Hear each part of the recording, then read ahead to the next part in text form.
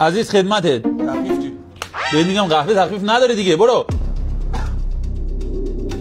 یه قهوه بزن سری باید برم عجله داره. تو کی این شکلی؟ اوه دست ازم خوش میشه. اسرائیل هم بسم الله الرحمن الرحیم. اون جن نمیره. اسرائیل کجا میره؟ دینی نخوندی. اسرائیل فرشته است. تو چی اسرائیلی بیل گرفتی دستت پدر بیامرز بیل گلی اسرائیل داستان خودی شب باشه آدم میگه بیل گرفتی چاگم مدنیه. دوستم دارم و غریبه نیستی. ایران تحریم منطقه معلوم حساب میشه. ما درآمدمون به دلار اینجا تومن میگیریم. اینجا قبض میکنیم پولشو میذاریم داخل جیبمون هزینه عیوزا بمون در میگیری. اینجا چیکار میکنی الان؟ اینجا هر روز تصادف زنجیری این شد همه رو بردم بیمارستان. این قهوه بزن تا صبح کار دارم بعد غلقه میکنم دود بیارم. بابا من از کجا الان باور کنم تو اسرائیلی؟ اسرائیل هم نیست. ثابت کن داداش من واقعا این برنده مزه ثابت کنم.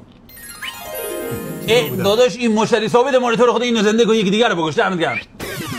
ای والله ای والله ببین اینجا من پسرمون دارم ولی اینجوری شد مریض 2 ماه پیش میگفت مریضی خاص داره اینو درمان کن. جان تو که دست منه اینا دست من. تو رو خدا اینو درمان کن. آفریدگار قسم اینا دست من نیست. حالا اینجوری گردنت چرا کبوده تو؟ گردن این پسرمون چند سالشه؟ 23 سال. گردن چرا کبوده؟ علم پزشکی الان یه خانومی بود در رفت. علم کمک این پرنده بزنم. آره بذار این نمیره فقط این نمیره که پسرمون بچه دار نمیشه. چرا مریضش از اونجا بود؟ نه مریضش انتقال فدای سرت. حالا که من که نمیرم. تو هفته بعد مسخره تو هفته بعد چرا بریم؟ تو نمیمیری تو چه حالا زندگی قهوه منو بابا قهوه نمیزنم برو بشین.